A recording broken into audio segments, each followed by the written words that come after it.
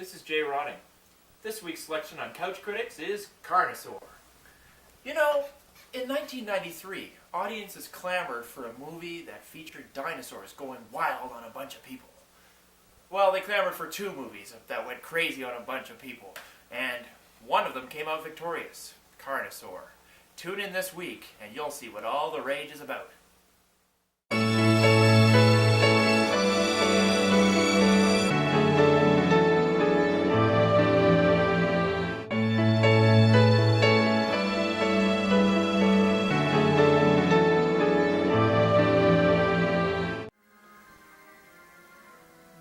Take a bite.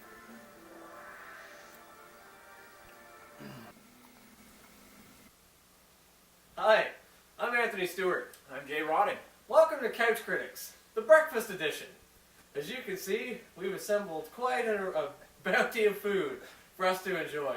The idea being, we'd have a carnivorous breakfast for you while we watch Carnosaur. We're gonna go through right now. We're gonna watch Carnosaur, really refresh our memories, so we get the review just right. Because we don't want to miss one single nuance of Carnosaur, do we, Jay? No, we don't, and let's face it, how many people have a Jurassic Park breakfast? Not many. Not many, Jay. This is a Carnosaur breakfast, all the way. Well, I don't know about you, but I'm ravenous. Let's dig in.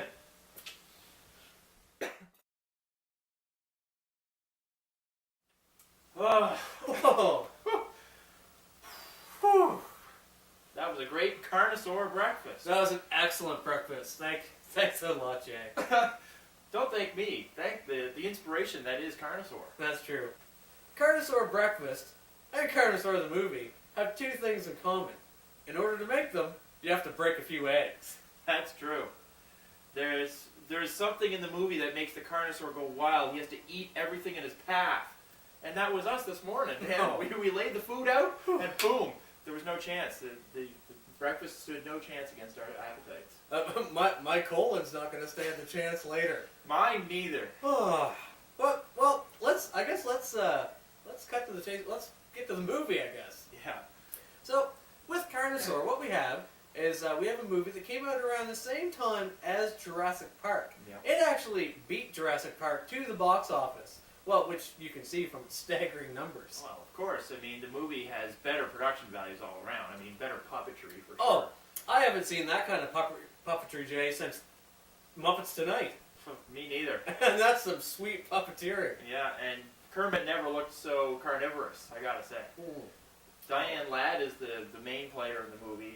She plays the evil doctor, I believe. Yeah, and she's way more menacing than Newman from Jurassic Park. I mean, Oh, for sure, all the way around. her mastermind plot is to infect all of women's wombs with Basically, chicken DNA. Eliminating the human race through the women. Yeah. Yeah. So women eat eggs, and then they get infected Right. with the chicken virus that hatches inside their stomach so that they give birth to dinosaurs, even though they don't show... Yeah. Brilliant. Yeah. Brilliant. You can hardly tell that you're carrying a dinosaur inside you. Oh, you don't know. No, you don't It's know. not until the fever kicks in. It's not until the fever kicks in and the egg pops out. Just right out there. Yeah, right out of, eggs. You heard me, eggs out of mammals. Hence the breakfast tie-in, of course. That's why we had to do the breakfast thing. It's Right. all about the chicken and the egg and the dinosaur. Exactly. What came first? Well, as Diane Ladd said, the cosmic egg. The cosmic egg. Would you came tell first. us a little bit about, just give us a quick summary of Carnosaur, where it started, where it ended, where it went to. Yeah, well, it does kind of begin and end with this mad scientist, but along the way we're introduced to two starstruck young lovers. Mhm. There's Doc.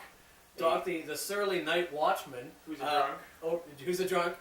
He watches over the area where some companies are actually, they're doing some work to a dinosaur graveyard.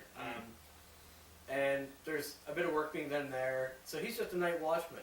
But how he meets up with the love interest in the film, Thrush. exactly, her name's Thrush. It used to be Anne, but she's a devout hippie, a protector of the dinosaurs, if you will, which really has a lot of irony in it. She takes big exception to the fact that they're ripping up the grounds where dinosaurs used to lay. So do I, Jay. well, who so doesn't, do I. you know?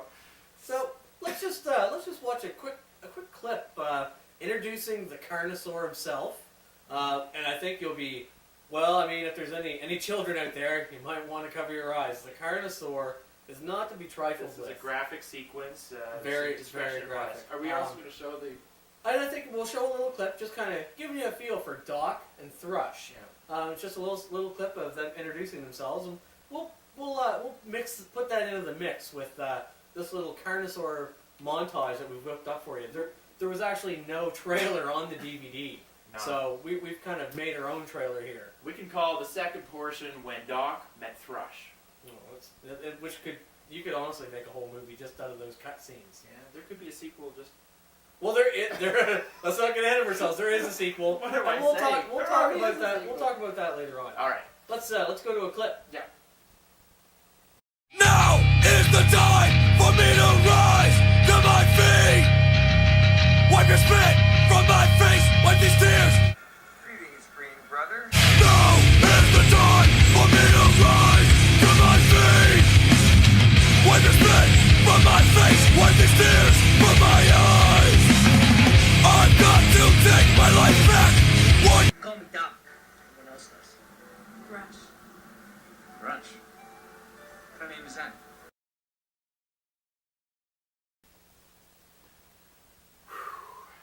And that's what it's all about right there. That's the essence of Carnosaur. I mean, if you couldn't get a taste of what the movie's like from that clip, then you probably shouldn't even bother watching the whole movie. What did you think of the clip, Anthony? What I think, Jay, is watching that little trailer, although it does show a lot of the nuances of the Carnosaur itself, our hero and lead female part in the movie, but what it doesn't show is a lot of the subtleties, the background characters, a lot of the things that you're only going to pick up if you run out and pay $3 on a copy of Carnosaur for your very own. Yeah, I agree with what you're saying, Anthony. There's a lot of little things in the movie that, and a lot of unexpected performances. We see Clint Howard show up all of a sudden, out of the blue. There he is. You know, Ron Howard's older brother, I think. Older, I believe, yes. Yeah, and he was in Apollo 13, a couple other movies. But really, the crown and his acting jewel would have to be his performance in Carnosaur. Carnosaur is where he really shined, I think. He really came onto his own. Now, one interesting thing is that at no point did they actually use the word Carnosaur in the movie. No, well, I think that they just a clever way to just kind of let people know it's a dinosaur, but yet it's carnivorous. Yeah, there's like a... I think now I might be making a leap, but I think the carn in Carnosaur is for carnivorous.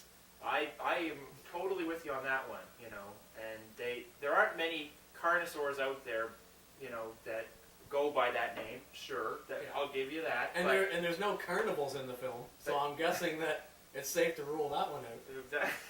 There's no carnies in this movie. No. But they've probably trademarked now Carnosaur forever, and who knows, there may someday be a discovery where chickens and dinosaurs will meet, and they'll have a patent on it. They'll already have that copyright. Someday. Yeah. It's happening now behind closed doors, I'm willing to bet.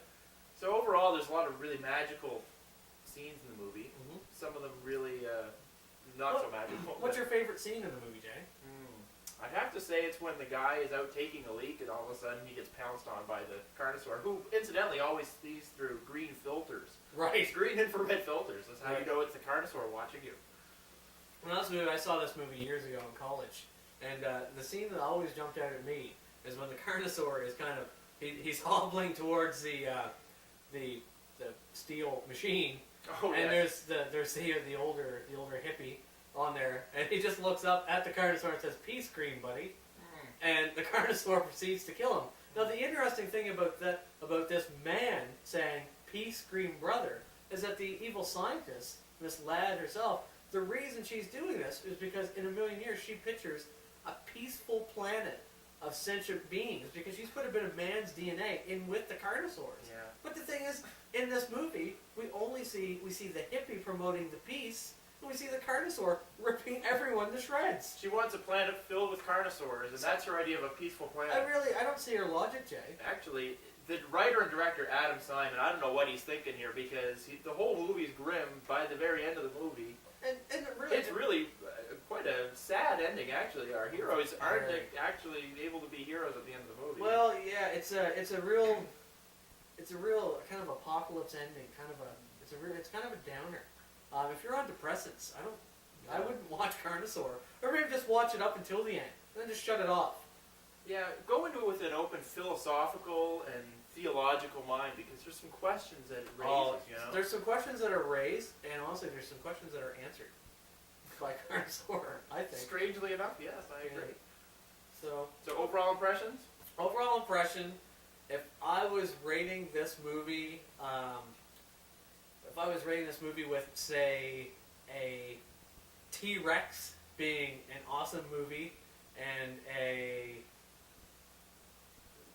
Pteranodon, maybe, or a little. Oh, what are the little Gallimimus? A little Gallimimus. Oh yeah, if I was rating this movie with a Gallimimus being a not very good movie and a T-Rex being a great movie, I'd probably put this one somewhere around the Stegosaurus. Yeah, I was just gonna say either Stegosaurus or Triceratops. Somebody that eats Exactly. little plants, but not really a killer of a movie. But you know what? Something that eats little plants, but will really drive a horn through a larger dinosaur if they have to. Because I think that's what Carnosaur does. It takes the moviegoer, and it may not completely satisfy them, but it'll drive a horn through them. Yeah, and Stegosauruses in particular had really small brains, so I think that really summarizes Carnosaur as well. Yeah, well, that's pretty much what you need to watch Carnosaur. That's what you would need. It's a Yeah. pretty small brain. So I guess until next time with Jay and I here, where who knows, we might even be watching Carnosaur 2, or it's hard to say what we'll whip out of the vault, really. And remember, as Thrush said, I dreamt that the sun was alive, and the planets were all her eggs, and that the earth was cracking open. See, it's a poem. Carnosaur is poetic beauty. Wow. Well, think about that, folks, and we'll see you next time. Let's watch Carnosaur 2 right now. Let's do that.